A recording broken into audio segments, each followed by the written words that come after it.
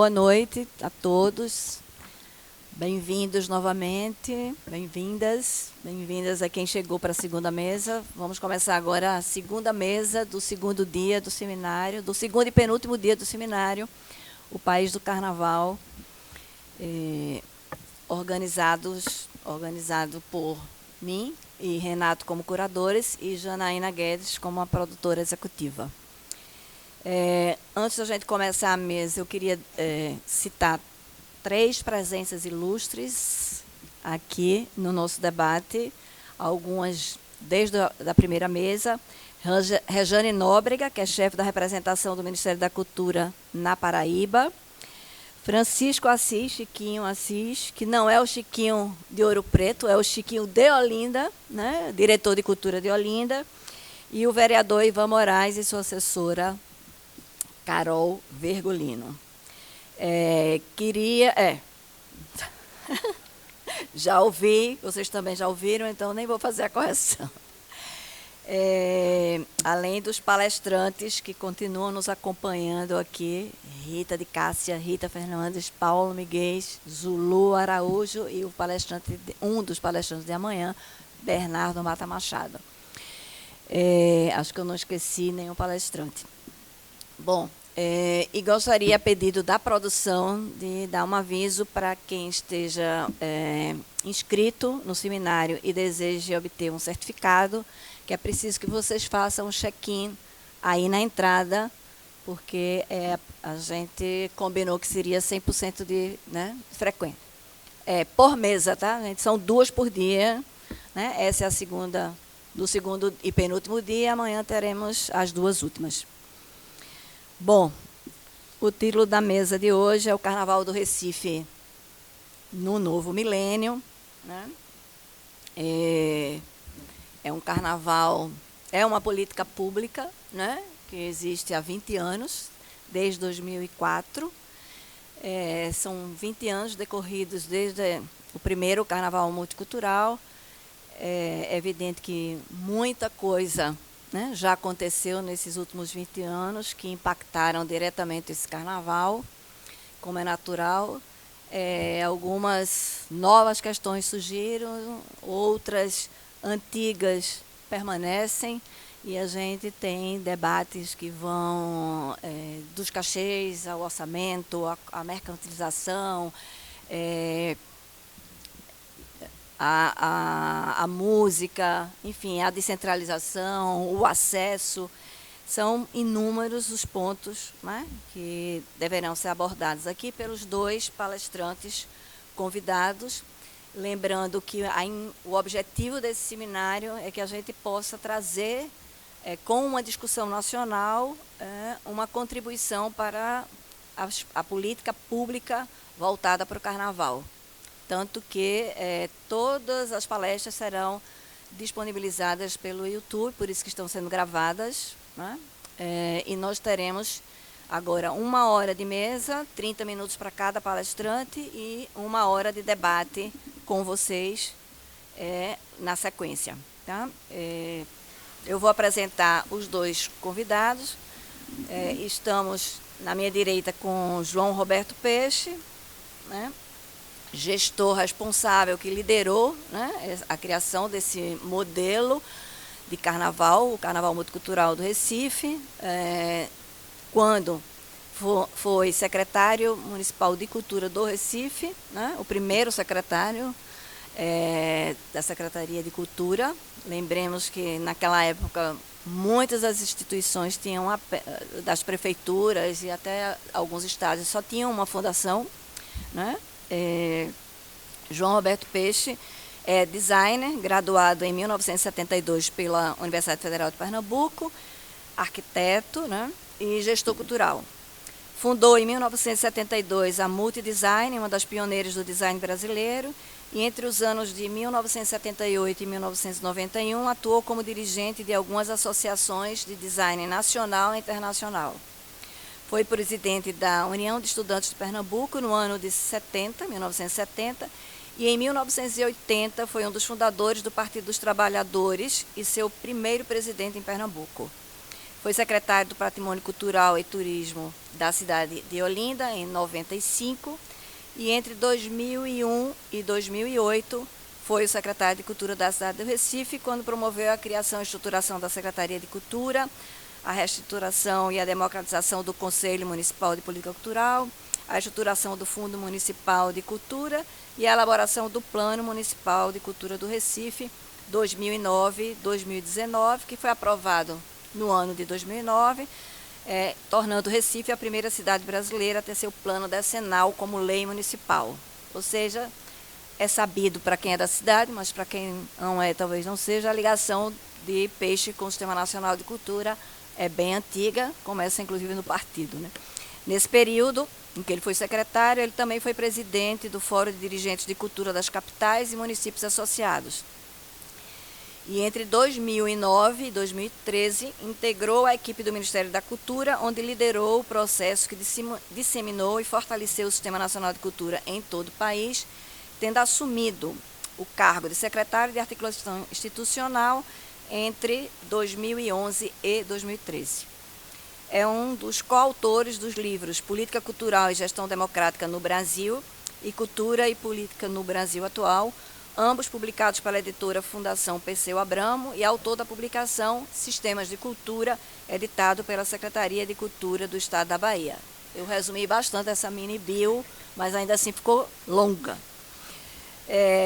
Para dialogar com o Peixe, nós convidamos o Rafael Moura, que é produtor cultural e pesquisador, possui graduação em jornalismo, especialização em mediação cultural, além de mestrado e doutorado em antropologia, também na Universidade Federal de Pernambuco, mas com um detalhe que estuda o carnaval antes de 2016. Em 2016 ele defendeu uma dissertação já sobre o carnaval, e em 2021 a tese dele de doutorado, Uma Festa entre o Chão e o Palco, estudo sobre as relações políticas na construção do Carnaval do Recife. Acho que isso explica a razão do convite a Rafael. Uma das razões, ou a principal razão, me corrigindo. Suas pesquisas buscam refletir sobre as políticas públicas de cultura e o Carnaval do Recife.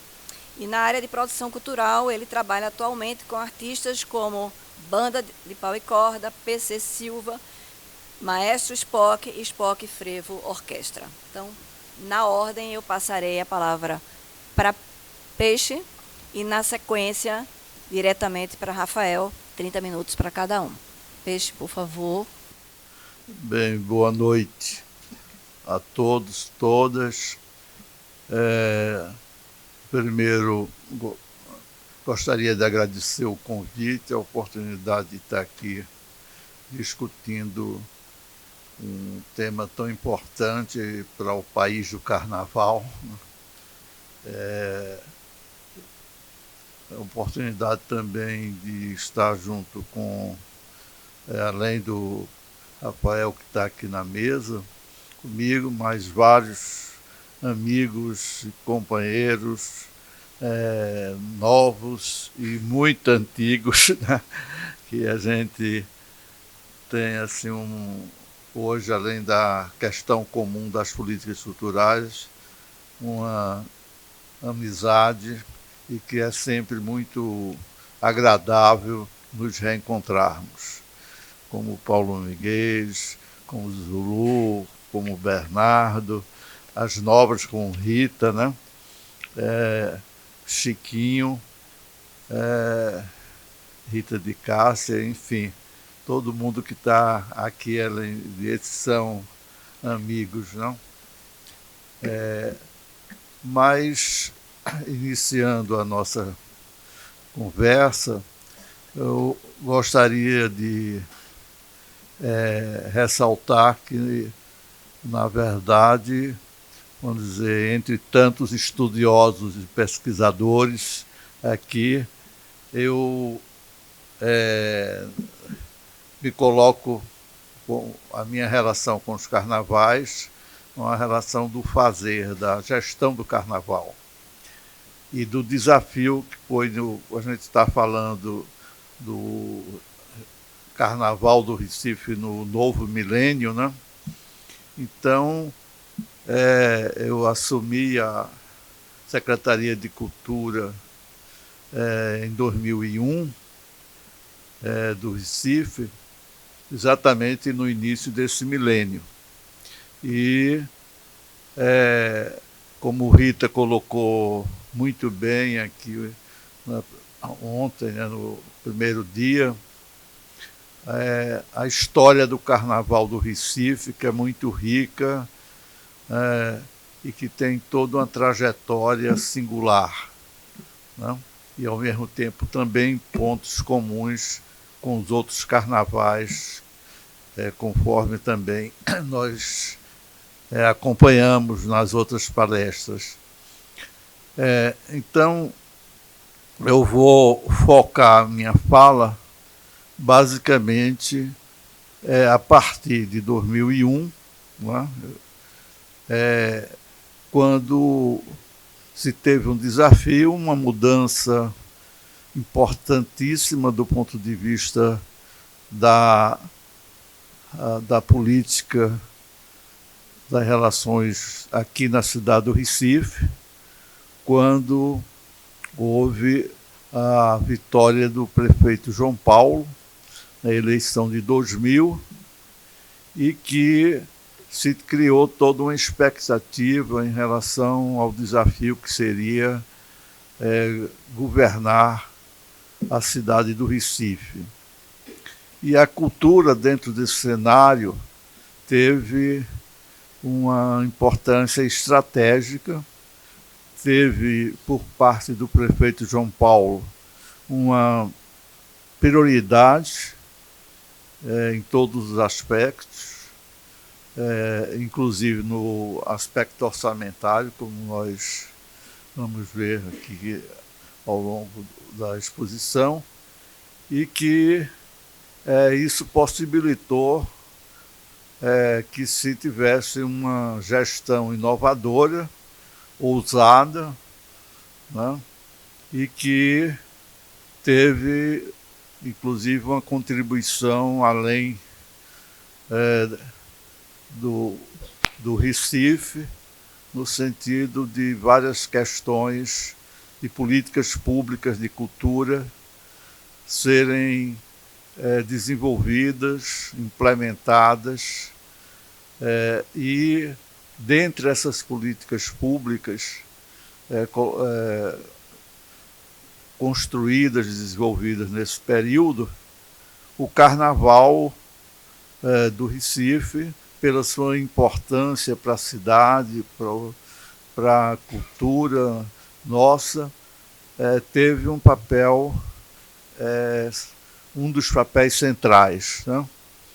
E foi possível, então, se desenvolver uma política pública, né, para o Carnaval do Recife.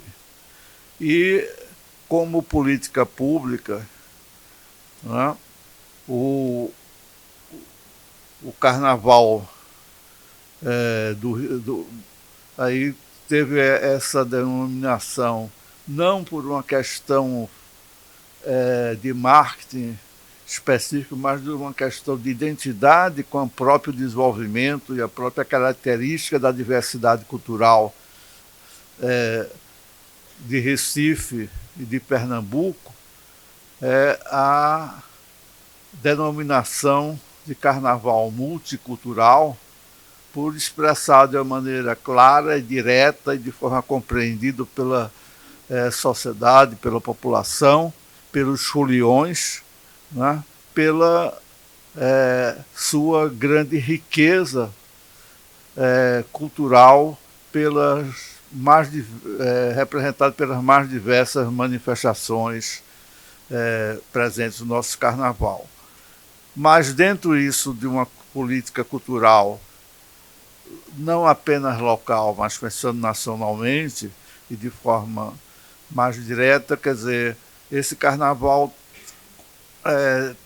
ele busca, né, considerar a cultura em todas as suas dimensões, especialmente a tridimensionalidade, que inclusive também foi uma concepção, uma visão colocada muito claramente, explicitamente pelo ministro Gilberto Gil, pelo Ministério da Cultura, né? Essa compreensão da cultura nessas três dimensões, simbólica, cidadã e econômica. Essa política em relação ao carnaval, ela deveria também estar em sintonia com a política geral da gestão e também dentro de uma visão de compreensão das políticas públicas, não apenas como políticas de governo, mas como políticas de Estado, que tenham uma continuidade, uma permanência, né? E que tudo isso é sintetizado na proposta hoje, na nossa Constituição e já com a sua regulamentação do Sistema Nacional de Cultura. E aí entra a questão da pluralidade, da participação e da valorização da cultura local. Isso como elementos não interligados, né?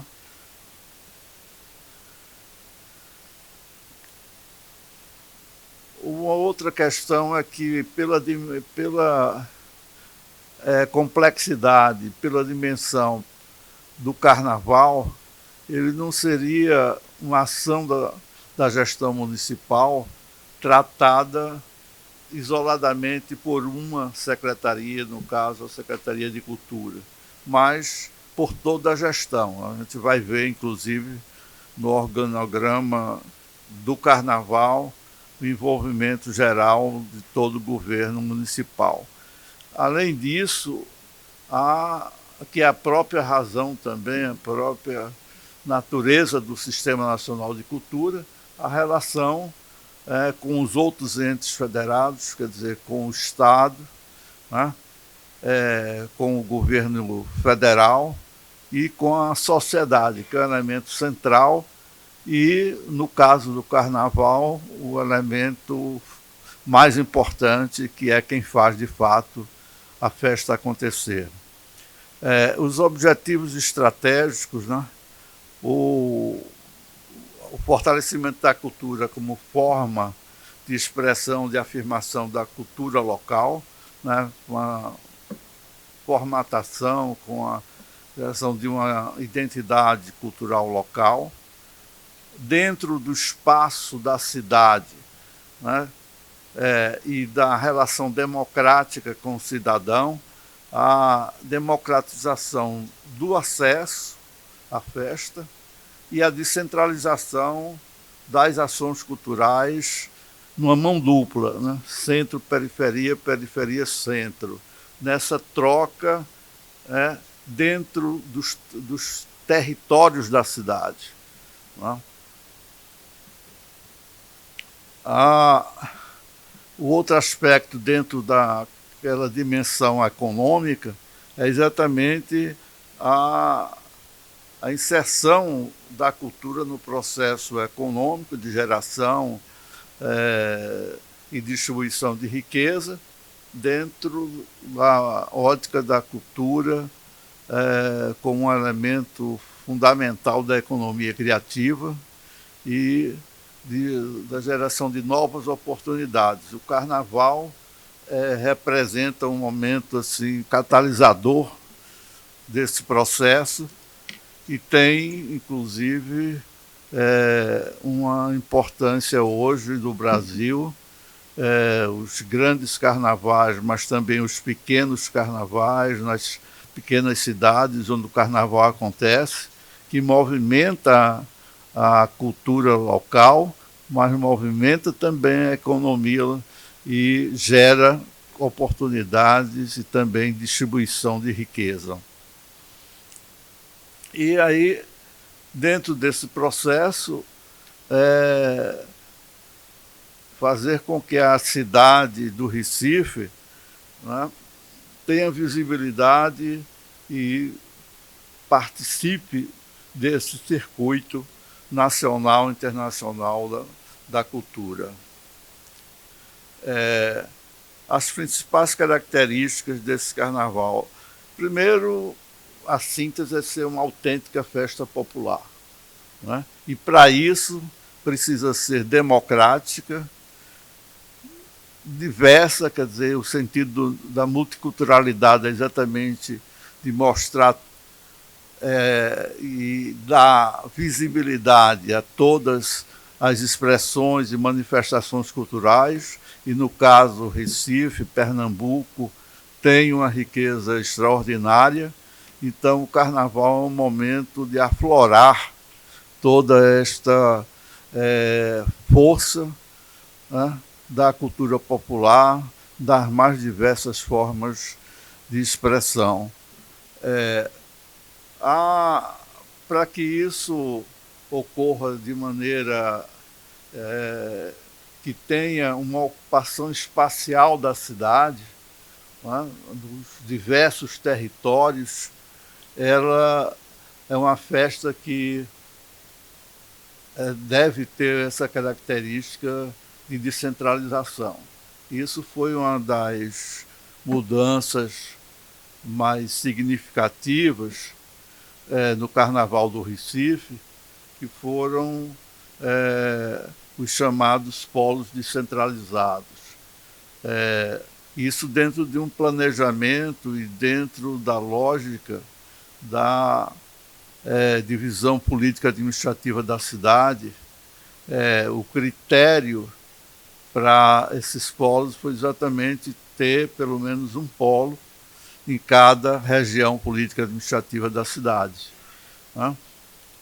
No primeiro ano, em 2001, assim, foi feito um ensaio, já que o carnaval acontece logo no início do ano, então não dá para você fazer grandes transformações e mudanças.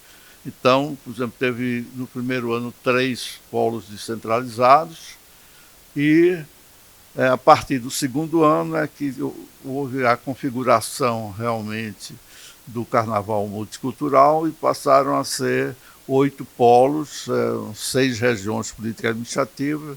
A região do Casa Amarela ficou com 2 polos pela sua importância, pela sua diversidade e história também cultural, não é? Um outro elemento fundamental disso é a festa ser gratuita, no espaço público e, consequentemente, com acesso gratuito de todos os participantes. Então, isso é um elemento central que caracteriza o Carnaval do Recife. Isso tem também um objetivo de consolidar Recife como capital multicultural do Brasil, por conta da sua diversidade e dessa política que buscava tratar isso com centralidade. O formato dentro dessa lógica tinha, quer dizer, como falei já antes, né, a festa realizada em espaços públicos, quer dizer, espaços abertos na rua, nas praças, com acesso gratuito, né? E estruturada por polos. Então, a região central, e que é o núcleo histórico da cidade, né? Ela, naturalmente, isso também é até uma questão assim que se coloca, às vezes, não inventou, assim, criou alguma coisa. Na verdade, esse processo ele vem num desenvolvimento histórico, né, do carnaval. Quer dizer, nós organizamos, estruturamos, damos, quer dizer, fizemos com que o carnaval tivesse uma visibilidade melhor, mais didática, inclusive, com esses polos centrais sendo temáticos, né? Cada um, inclusive, tendo um enfoque sobre um elemento, um ritmo, né, das músicas do carnaval, forma da brincadeira, dos blocos, da questão racial, de dar visibilidade e valorização à cultura, às diversas culturas, né? Então, por exemplo, o Polo Afro, já no primeiro ano, esse já funcionou, que já tinha uma tradição da Noite dos Tambores Silenciosos e outras manifestações da cultura afro, como dizia Naná Vasconcelos, afro-pernambucana, e foi, inclusive, isso evoluindo e alguns elementos da programação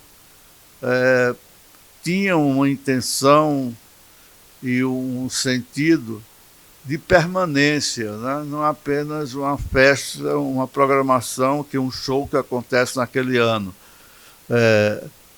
Essa questão da abertura do Carnaval do Recife foi um trabalho articulado entre o núcleo da cultura afro brasileira que foi criado dentro da Secretaria de Cultura, na sua estrutura, e o grande artista Naná Vasconcelos, e especialmente o conjunto dos maracatus de Pernambuco. Quer dizer, foi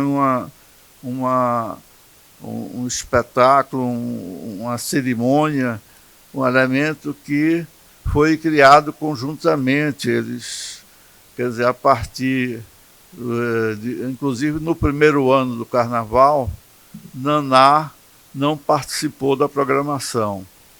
Houve umas incompreensões lá na negociação lá com ele, e terminou quando tomei conhecimento. A gente tentou ainda entrar em contato, mas não foi, ele já tinha feito outra programação, enfim. Então, no segundo ano, quando eu procurei Naná, inclusive porque eu acho que Pernambuco era ingrato em relação a Naná. Ele, um artista extraordinário, né?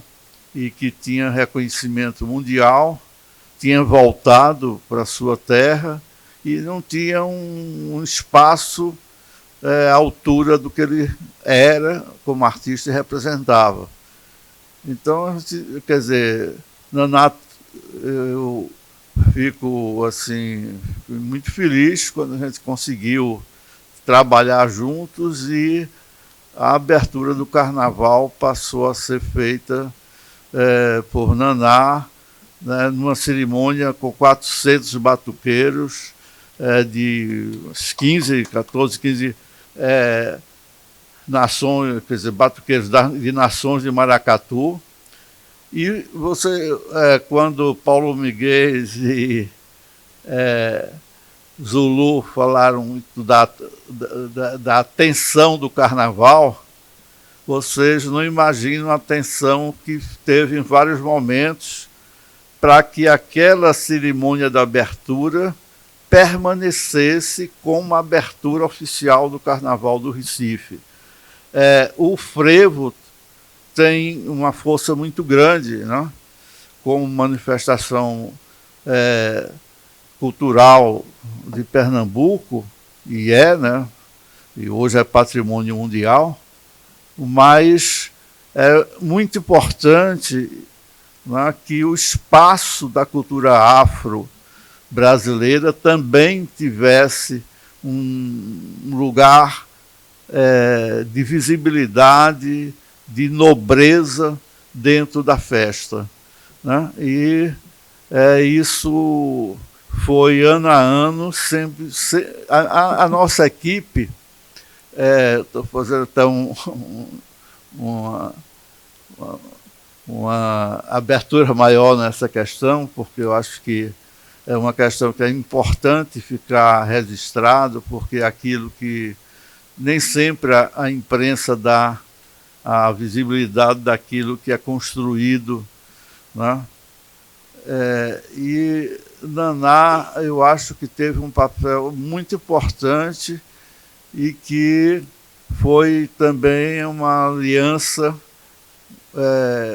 que, em momentos críticos, quando eu digo, a nossa equipe era também uma equipe diversa, que tinha visões diferentes e que sempre gerava uma polêmica, mas isso era a intenção nossa mesmo, de não ter uma equipe homogênea no sentido de ter um pensamento só, mas ter as diversas expressões da cultura nossa, e no carnaval isso aflorava, mas enfim, nós conseguimos que ano a ano fosse sendo consolidado, e mesmo depois de Naná já não estar entre nós, essa cerimônia foi ainda deslocada da abertura para o carnaval, para ser o fechamento da semana pré, mas isso dentro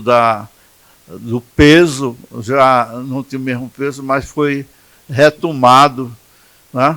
E nesse último ano, a homenagem a Naná e tudo, e enfim, são conquistas que vão acontecendo e que vão além da festa como elemento ocasional, como elemento efêmero, mas de consolidação de políticas públicas e da valorização das diversas expressões culturais. Então, cada um desses polos centrais, depois eu passo aqui, eles tinham essa questão temática, né? E dentro do polo também as diversas manifestações. Bem, os 8 polos descentralizados que eu já falei, mais os chamados polinhos, que eram os polos comunitários, que aí eram, no caso aqui já, isso em 2008, tinham 38. Hoje, inclusive, eu acho que tem mais. Bem, rapidamente passando, quer dizer, cada polo desse, o Polo Recife Multicultural, no Marco Zero, que tem o Marco Zero, que tinha sido inaugurado no ano anterior, em 2000, nos 500 anos do Brasil, ele passou a ser ocupado e o carnaval foi o elemento fundamental de transformar o Marco Zero no espaço cultural, cívico mais importante da cidade do Recife.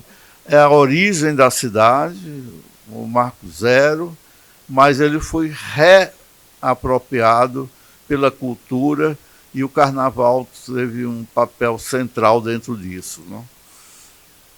Então, esse Polo Recife Multicultural, ele representa essa diversidade. Aí, inclusive, integração Recife-Olinda com os bonecos. O Polo das Fantasias e do Carnaval Infantil lá na Praça do Arsenal. Quer dizer, cada polo desse tem a sua marca, o seu símbolo, né, expressando as suas características, a sua identidade. O Polo Mangue, além da parte da música, do palco, a tenda eletrônica e o Mangue Festival, que aí os desdobramentos do movimento Mangue para outras áreas, né, no caso da moda. O Polo de Todos os Frevos, que aí pega todo a região central da Guararapes, a ponte. Aí são algumas também mudanças espaciais assim, de arquitetura que foram feitas e que foram importantes. Assim. O palco, por exemplo, antes era na ponte. eu brincava, dizia que o galo ficava no quintal do palco, né? Secundário. Então esse palco foi deslocado ali para ao lado dos Correios, e o galo passou a ficar reinando total na ponte com toda a sua força, né?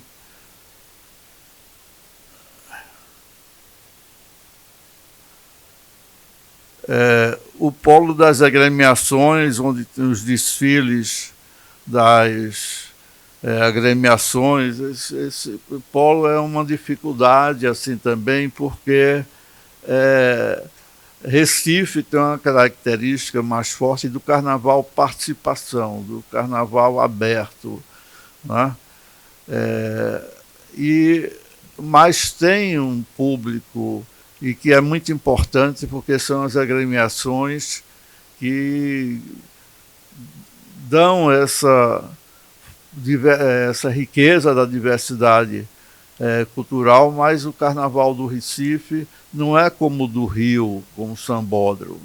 Então, essa é uma discussão que sempre aparece, porque às vezes há um movimento no sentido de se criar um sambódromo, mas o sambódromo do Recife é a cidade, é essa ocupação espacial da cidade. Agora, de qualquer forma, não se pode desconsiderar a importância e o desejo das agremiações de participarem do desfile, mas não tem, infelizmente, assim, também o público até que merecia ter, assim, né? Mas o Carnaval do Recife tem como característica maior a participação aberta do público, né? Mas tanto que a localização desse polo das agremiações com desfile já ficou um período, logo no primeiro ano, em 2001, lá no final da Dantas Barreto, depois foi para Nossa Senhora do Carmo, agora voltou para Dantas Barreto, né? Quer dizer, houve também uma mudança importante, já depois era uma questão que estava também sendo discutida, que era a alteração do percurso do Galo, que passava pela Rua da Concórdia e que tinha um risco de segurança muito alto, por ser uma rua estreita e uma multidão que cada ano aumentava.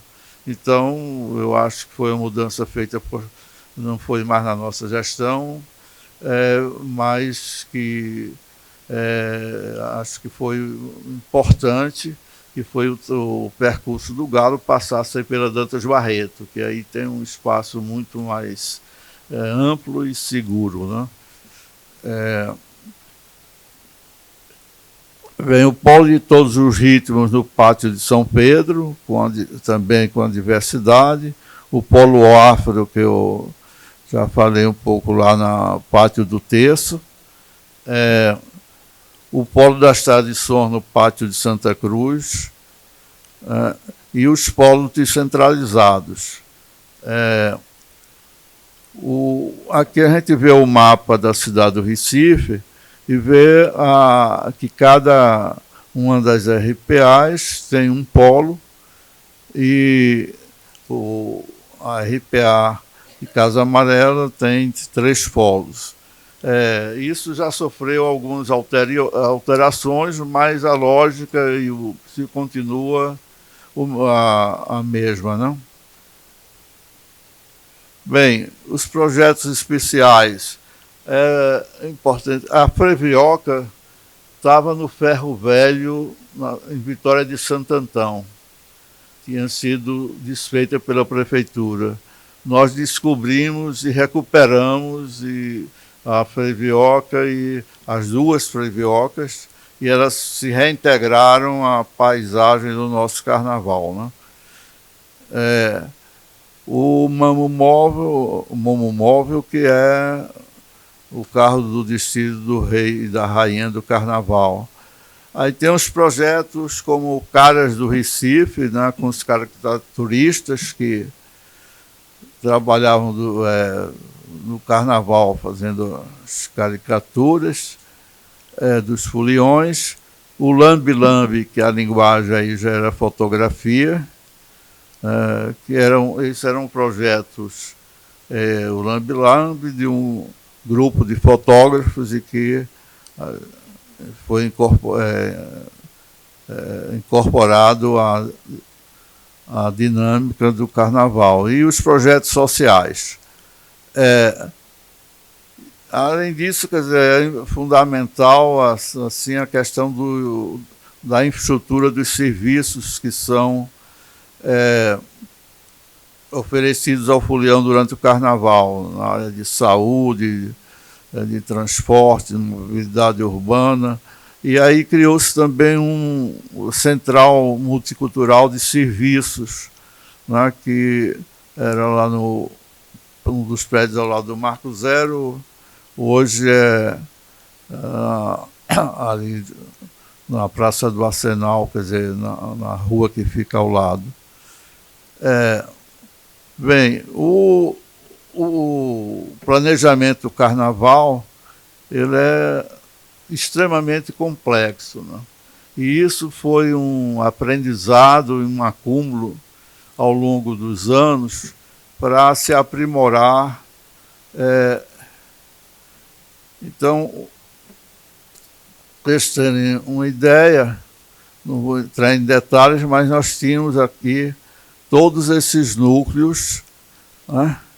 São 21 núcleos, cada um cuidando de uma área, e criado também uma gerência do carnaval específica que o André Brasileiro, que foi inclusive uma pessoa formada na equipe desde o início e que inclusive hoje ainda continua na Fundação de Cultura.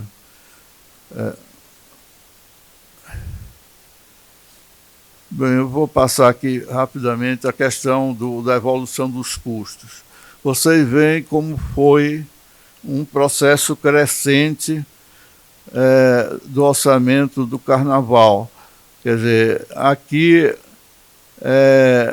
você tem nessa coluna laranja as despesas gerais da prefeitura, porque aí entram também despesas de outras secretarias. E aqui na azul, as despesas da Secretaria de Cultura e da Fundação de Cultura, ou seja, dos órgãos da cultura dentro da gestão. Aí tem uma questão que, além do trabalho feito, que foi também sendo valorizado e pelo prefeito, a gente contou com a sensibilidade e a visão do prefeito João Paulo. Então, naquela época, em relação, inclusive, à lei o projeto de lei estava tramitando no Congresso, sobre a vinculação orçamentária, era colocado para as prefeituras, né, para os municípios, ter uma vinculação de 1%. E aqui a gente chegou a 4% nesse, quer dizer, que na verdade aqui a composição de custos, a gente teve 4 vezes o que era a pretensão nossa no projeto de lei. Até brincando, quando num dos atos que a gente fez aqui, discutindo com o Ministério, a lei, aí o secretário de Finanças da Prefeitura disse: como é que é? Vocês estão querendo 1%, que é a proposta de vocês. A gente está com 4% e peixe ainda fica brigando toda hora para ter mais recursos, né? Mas, na verdade, esse esses recursos foram fruto de todo um resultado também do trabalho e também de uma visão do prefeito, né? Então, a gente teve a oportunidade de ter um orçamento significativo para poder realizar as ações, e o carnaval era um elemento central. Então, o carnaval, como vocês veem aqui no começo, não tinha praticamente nenhum apoio de patrocínios. E a gente contratou, inclusive, uma consultoria da arte e cultura com Iaco Sarcovas, né, que é um grande profissional, e que fez toda a modelagem estratégica do plano de captação do Carnaval do Recife. Então, isso passou a ter uma parte, né, do Carnaval com apoio, mas era um valor ainda insuficiente. O peso maior é do setor público da prefeitura.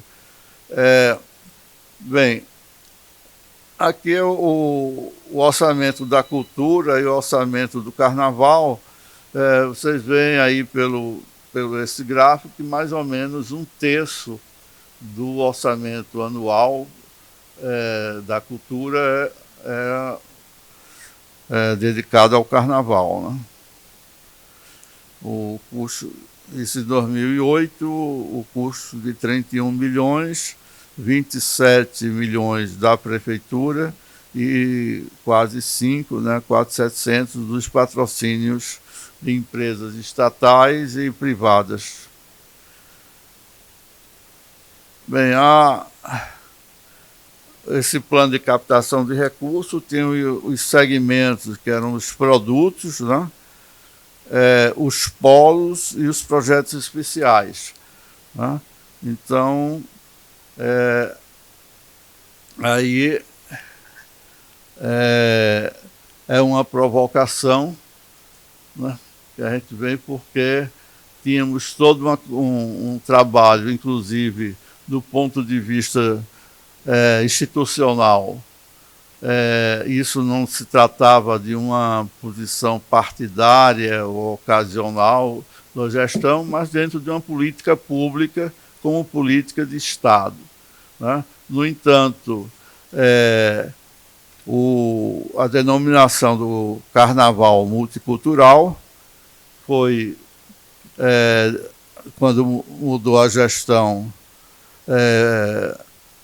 foi suprimido o multicultural, né? E aí nós lançamos por quê. Até hoje isso ficou sem uma resposta clara, né? Então, nós deixamos para o debate aqui essa provocação. Bem,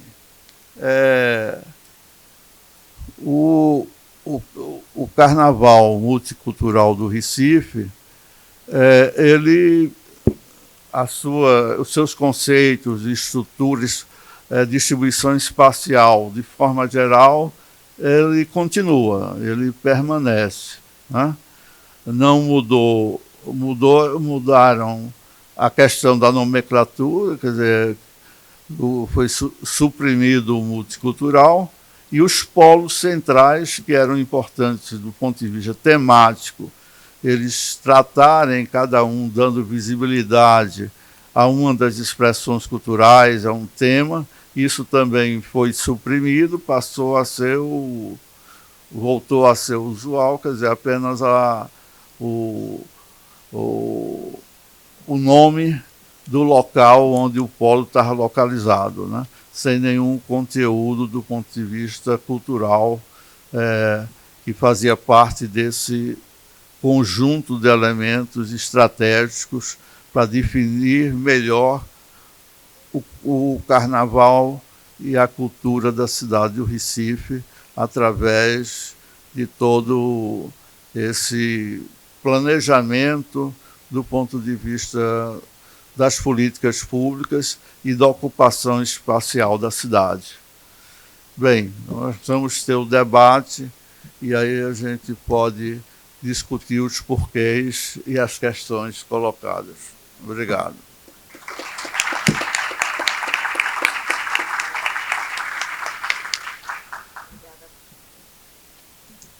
Obrigada, Peixe. Só uma observação, o slide veio combinando com a roupa, né? O slide veio completamente combinando nas cores e no design. Tinha que ser de design, né? Rafael. Boa noite, gente.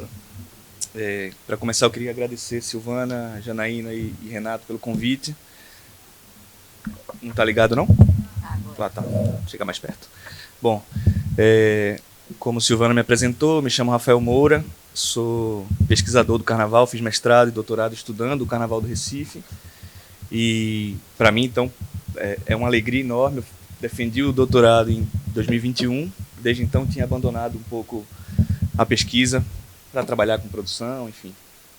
Também trabalhando no Carnaval, mas não pesquisando o Carnaval. E estou retomando, então, essa reflexão, uma oportunidade incrível, dividindo a mesa aqui com Peixe, que foi objeto da minha pesquisa de mestrado. Silvana tinha perguntado o título, eu tinha esquecido, mas eu lembrei mais ou menos o título da pesquisa, da dissertação, foi A Política Multicultural no Carnaval do Recife, Descentralização, Diversidade e Democratização. Então, é uma alegria enorme dividir essa mesa então com Peixe. E também estou aqui falando junto com Paulo Miguel, Rita de Cássia Araújo, Leonardo Esteves, que são pessoas importantes para a minha pesquisa, porque tem pesquisas sobre cultura e política cultural que fundamentaram muito minha tese e minha dissertação. Então, para mim, é uma alegria enorme. Eu vou tentar complementar. Me convidaram para uma mesa para falar sobre o Carnaval no Novo Milênio, do lado de Peixe, que eu não poderia falar sobre o Carnaval multicultural simplesmente, ou defender o Carnaval multicultural melhor do que ele. Então, vou tentar trazer uma outra perspectiva, algo um pouco mais pessoal, e tentar levantar aqui uma hipótese que eu já levanto na tese. Não resolvo essa hipótese na tese, mas é algo que a gente pode discutir, debater um pouco aqui. Para isso, só preciso me situar, além de pesquisador, como Silvana falou, sou produtor, sou empresário artístico, trabalho hoje com 3 artistas. Um deles não tem uma grande relação com o Carnaval, que é PC Silva, é um artista do sertão do Pajeú, enfim, basicamente um folião que recentemente começou a compor frevo também, mas não tem uma grande relação com o Carnaval. Beleza. Obrigado. Os outros 2 artistas, sim, têm uma relação muito forte. Spock e a Spock Frevo Orquestra, bom, acho que eu não preciso justificar muito essa relação e, sobretudo, a relação com o Carnaval multicultural. Eu acho que, talvez, eu nunca conversei com o Spock sobre isso, mas talvez não existisse a Spock Frevo Orquestra com essa força se não fosse aquele momento histórico. E o outro artista é a Banda de Pau e Corda. É uma banda que tem mais de 50 anos, um pouco mais de 50 anos de atuação, tem uma relação forte com o Carnaval e com o frevo. O nome Banda de Pau e Corda vem inspirado pelas orquestras de pau e corda. A formação instrumental tem essa inspiração também, e a Banda de Pau e Corda, desde o início, compõe frevo, canta frevo, mas é um frevo um pouquinho diferente para aquela época, porque é um frevo canção com arranjo e instrumentação de bloco de pau e corda. Então tem um meio de caminho ali que no começo não era muito entendido e muito aceito. Isso é importante porque eu vou falar. Além disso, eu sou filho de um dos integrantes fundadores da Banda de Pau e Corda. Então, eu vou trazer uma perspectiva aqui que é muito pessoal. E foi uma escolha minha para tentar complementar um pouco dessa fala de Peixe sobre o Carnaval multicultural. Quando eu fui começar a pesquisa, em 2014, eu fui conversar com... A primeira pessoa que eu conversei foi a professora Rita de Cássia Araújo. Ela me recebeu na Fundagem. Não sei se ela vai lembrar dessa conversa, mas no meio da conversa, assim, ela falou: Rafael, inclusive, teve a eleição recentemente de Geraldo Júlio, e um repórter me ligou para uma daquelas entrevistas, né, de desafios da gestão, não sei o quê, perguntando um pouco se seria possível, eu acho que foi algo desse tipo, seria possível pensar um outro tipo de carnaval, se essa gestão que vem agora poderia pensar um outro modelo de carnaval. Isso surpreendeu a professora, me surpreendeu também um pouco, porque para quem pesquisa o carnaval é meio óbvio, assim, é possível pensar, claro que é possível pensar. O carnaval veio mudando ao longo da história.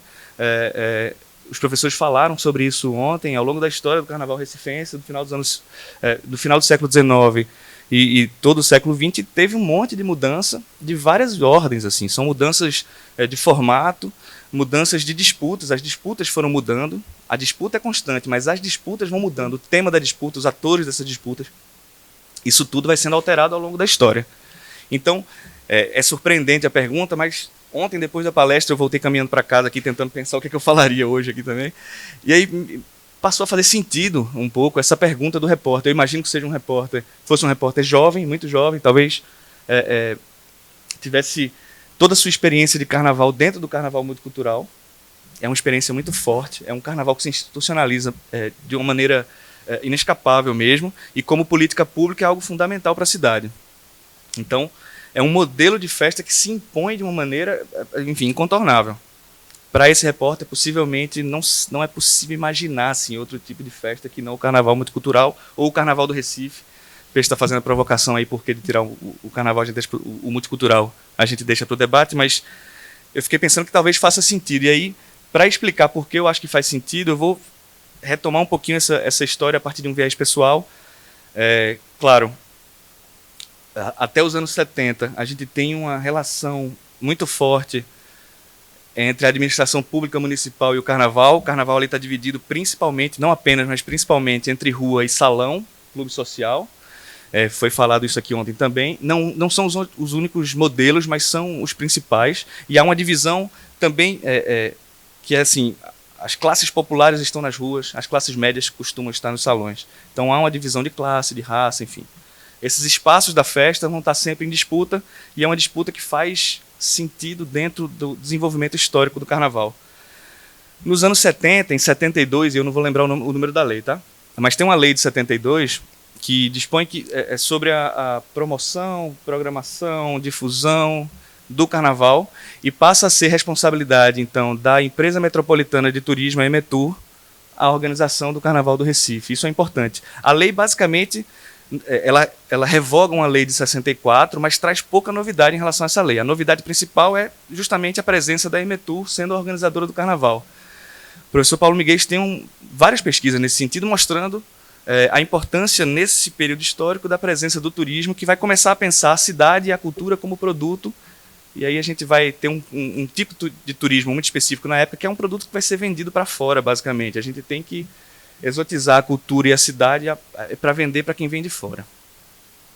Em 72 também é criada a Banda de Pau e Corda, e nos primeiros anos, tentando ter uma relação com o frevo e com o carnaval, ela tenta se inserir nesses carnavais e não consegue, basicamente, porque nas ruas ela não tem espaço, não é o carnaval dela, é uma banda que tem como público-alvo as classes médias. E nos clubes ela também não tem espaço, porque os clubes aceitavam basicamente as orquestras com os cantores ali acompanhando essas orquestras. Então a Banda de Pau e Corda fica ali nos primeiros anos de vida tentando, enfim, encontrar seu espaço no carnaval, até que em 76 ela faz uma parceria com a Emetur e com as Casas Araújo, uma empresa daqui de Recife, consegue um patrocínio ali, meio patrocínio público, meio privado, e cria monta um palco de carnaval na Praia de Boa Viagem, ali eu acho que era na frente do Acaiaca. Esse polo mudou entre o Acaiaca e a Pracinha de Boa Viagem, mas a princípio no Acaiaca. E naquele primeiro ano era um caminhão-palco. Recentemente teve uma polêmica, né, sobre o caminhão-palco aqui num evento do governo. Naquela época era um caminhão-palco que era excelente ali. Montava um caminhão-palco e passava 3 dias tocando no Carnaval do Recife. Basicamente conseguia, então, ter o seu espaço no Carnaval.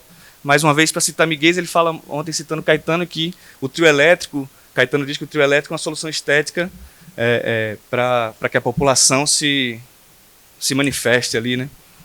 Eu fiquei imaginando que para a Banda de Pau e Corda talvez fosse uma solução estética e política para que ela própria se manifestasse no carnaval. Não tem uma relação tão bonita de dizer foi criado ali para o povo dançar, como o Dodô e Osmar falam do trio elétrico, mas foi criado para a Banda de Pau e Corda, naquele momento, ter um espaço no carnaval. É um interesse individual ali, e me parece uma relação muito pernambucana essa, inclusive. Ter esses interesses individuais ali sendo colocados e se colocando na festa. E aí eu estou falando isso porque me parece que a partir desse momento, e aí por isso que eu estou falando que é uma hipótese apenas, eu preciso estudar muito mais, mas a partir desse momento há um deslocamento da disputa entre os espaços da festa e o que eu estou tentando entender como infraestruturas da festa.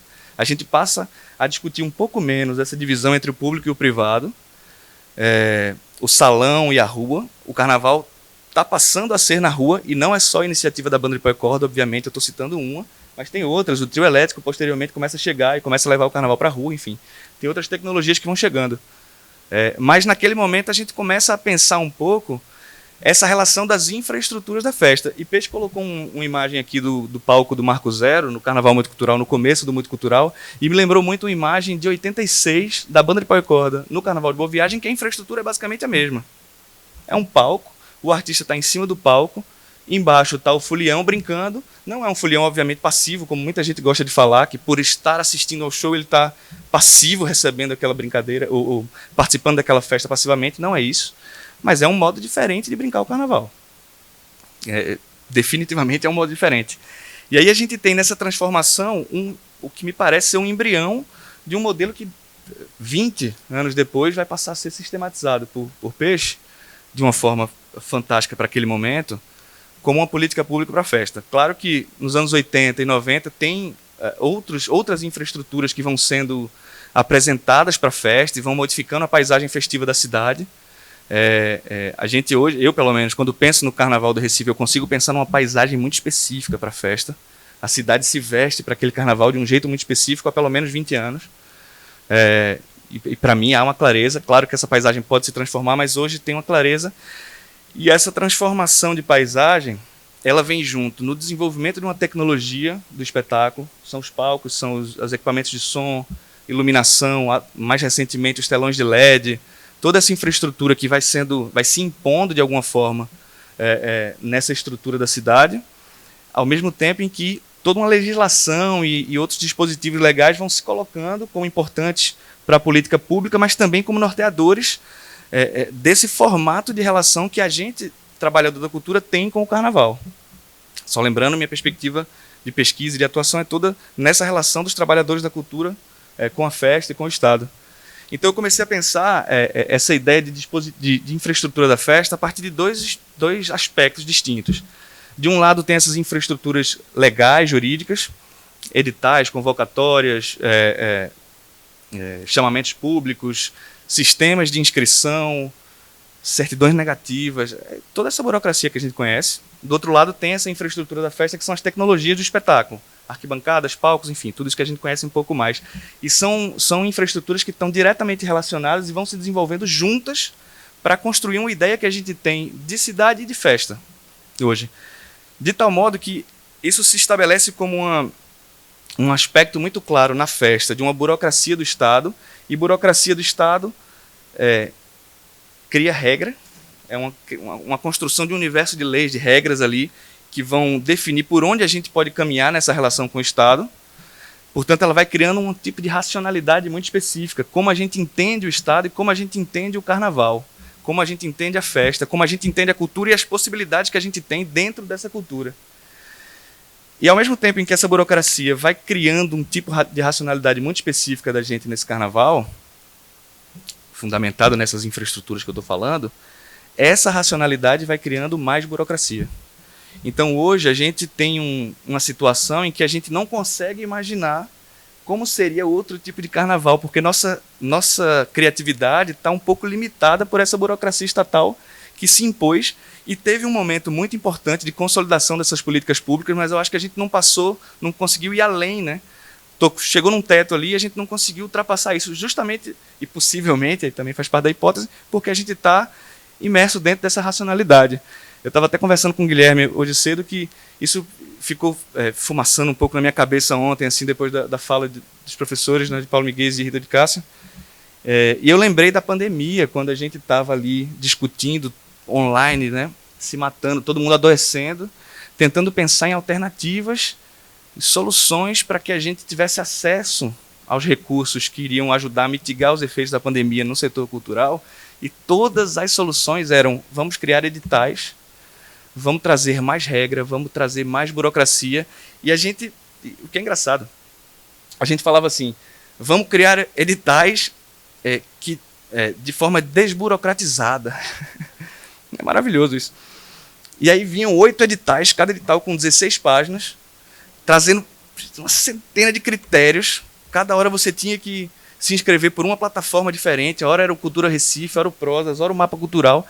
E a gente, do lado de cá, sem conseguir pagar a conta, pensando como vai viver e tentando entender, adoecendo, tentando entender como lidar com esse tipo de burocracia. E o problema era esse, a gente não conseguia pensar em uma alternativa na sociedade civil, porque uma coisa é o gestor público pensar como Estado. Está no lugar dele, ele está no espaço dele. Agora, a gente da sociedade civil, fora das fronteiras do Estado, pensar como Estado, isso é um absurdo completo. Só faz sentido dentro de um contexto em que essa burocracia já passou a ser enraizada na nossa cultura. E eu acho que na cultura pernambucana, no carnaval pernambucano, de alguma forma a gente acabou estagnando nesse setor. Assim. Então a gente tem hoje um carnaval que mantém o modelo do carnaval multicultural, que trouxe vários avanços. O Peixe trouxe aqui um argumento fortíssimo, o avanço orçamentário. A gente vai discutir com isso aqui. É mais dinheiro entrando para a cultura, a partir da criação da política multicultural. Mas em algum momento a gente tocou num teto e não conseguiu ultrapassar. Então, eu acho que a gente precisa, a partir desse momento, começar a pensar nessas infraestruturas da festa, entender esse desafio, não é algo novo, essa disputa entre o chão e o palco é algo que a gente está falando toda hora, e a solução não me parece ser acabar com o palco, simplesmente. Eu seria meio bobo falar isso, assim, vou acabar com o palco, não é isso, mas tentar encontrar soluções. Miguel ontem falou assim, não precisamos cair nessa armadilha de buscar soluções para os conflitos do carnaval. Aí eu vou ter que discordar, eu acho que a gente tem que cair nessa armadilha, a gente busca essa solução, mas pensando que, solucionado o problema, a gente está encontrando outro. A disputa é permanente, agora a gente tem que buscar soluções para essas disputas. E aí, pensando sobre essa apresentação e pensando sobre isso, que eu comecei a entender um pouco mais aquele repórter que, imerso numa racionalidade burocrática ali, numa vivência dele para o carnaval, ele acaba pensando, porra, é possível, professora, pensar um carnaval diferente disso? Eu imagino que seja um desafio para a gestão atual, é possível pensar esse carnaval? E aí eles pensaram, tiraram ali o multicultural, virou só o Carnaval do Recife. No primeiro ano, por mais curioso que pareça, era Carnaval do Recife, nada é igual. E era tudo igual. Era o mesmo carnaval de antes. O carnaval fundamentado numa perspectiva de igualdade, inclusive, de oportunidades ali. Tinha uma ideia de igualdade também, democratização de acesso, enfim. Mas foi o máximo que conseguiram pensar. Carnaval do Recife, nada é igual. Depois isso muda também. Enfim, eles vão buscando outros slogans. Em algum deles foi o maior carnaval de rua do Brasil. E aí vem a ideia de disputa com os outros carnavais também, que é super interessante e é uma constante na história do carnaval pernambucano. Mas eu acho que a gente precisa começar a pensar para esse carnaval do novo milênio como ultrapassar essa barreira dessa racionalidade específica. E aí eu deixo para o debate mesmo, assim, para refletir. É só uma questão que eu estou levantando, tentando complementar um pouco da fala de Peixe e do debate que está acontecendo aqui. Obrigado.